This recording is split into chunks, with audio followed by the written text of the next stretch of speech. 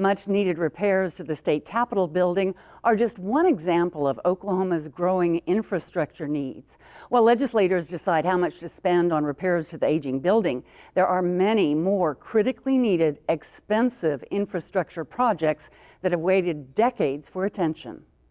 The projections are financially staggering. Oklahoma's infrastructure, from roads to telecommunications, is in serious need of maintenance and expansion, and the price tag is in the billions. For example, the estimated cost of water infrastructure needs in Oklahoma.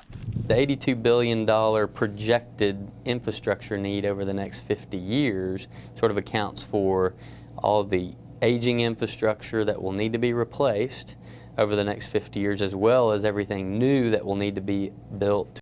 Then there's the estimated price tag to update water and wastewater treatment plants. EPA a couple of years ago had estimated $5.4 billion worth of infrastructure needs on water and wastewater systems to bring them up to standard. And that doesn't even begin to figure in estimates for the Department of Transportation's 8-year road and bridge repair plan, already pegged somewhere in excess of $4.6 billion. Eric Winger is Director of Public Works for the City of Oklahoma City. In general, Winger says the infrastructure in the state's largest city is good. In some areas, we're much better than expected, but then we have some areas that we struggle in. On the other side of the coin, Winger says streets are his biggest infrastructure battle. The streets are rated on a scale of 0 to 100, 100 being brand new, 0 being that it's basically dirt. Our average right now is in the 60s, and we'd like that average to be closer to the 70s. Going into debt is how most cities pay for their infrastructure needs. The 2007 bond issue has over $500 million for street improvements, and we're well underway into that program, upgrading streets all across Oklahoma City. To save money on these expensive projects, Winger says Oklahoma City has created partnerships with adjacent communities. So we are in partnership with the City of Norman, with the City of Edmond. We also partner with our counties and ACOG, the Association of Central Oklahoma Governments, as we look to stretch that dollar. The Oklahoma Academy for State Goals was created in 1967 by former Governor Henry Bellman. The organization brings public attention to policy issues and provides objective, thorough research to try and foster change. This year's focus is on infrastructure. Craig Knutson is research co-chair for the 2013 Town Hall meeting of the Academy for State Goals. He sees water as a major issue. We have a distribution problem in this state, and we're finding that out really well now with the drought. But we've got a lot of water in southeastern Oklahoma. We've got almost none in northwestern Oklahoma. So what do we do in terms of pipelines? Should we be thinking forward? We've got a 50-year plan that we're going to have to put together. Carolyn Stager is executive director of the Oklahoma Municipal League, a group that represents the needs and wants of cities and towns. 80% of people living within this state get their drinking water supply from municipal systems. But while at the same time, this is pretty telling because at least 38% of municipalities within the state are under some kind of EPA or DEQ consent order or notice of violation. And that means there are purity issues with the drinking water. J.D. Strong is the executive director of the Oklahoma Water Resources Board.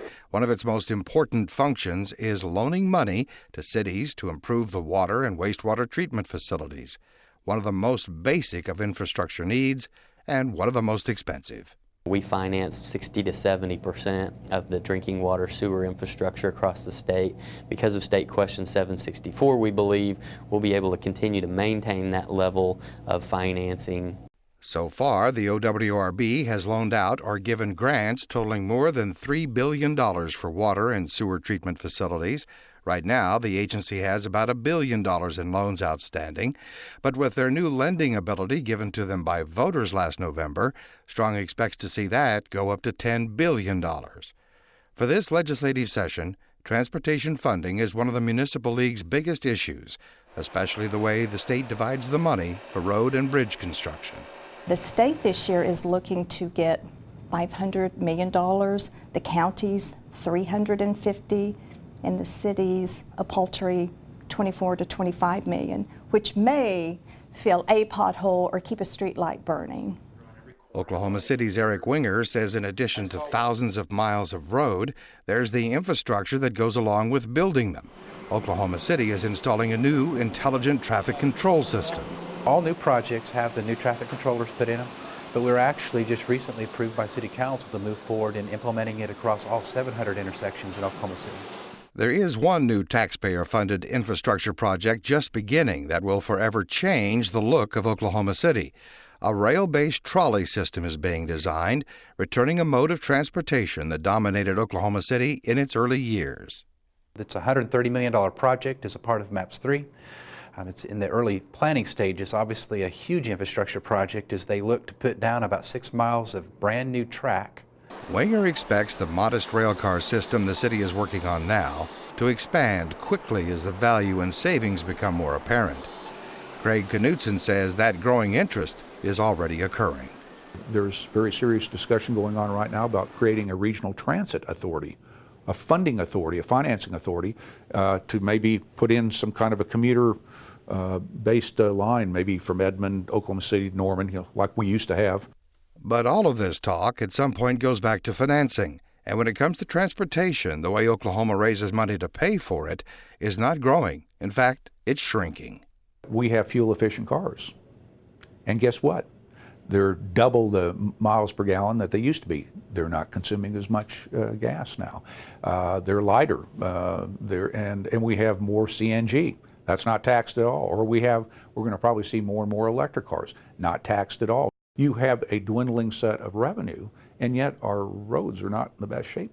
There is also growing interest in reusing wastewater for irrigation and collecting rainwater for similar uses. But all of these projects will require financing, because for every flush of the toilet, every turn of the tap, and every inch of highway or roadway, it takes tax dollars to make it happen.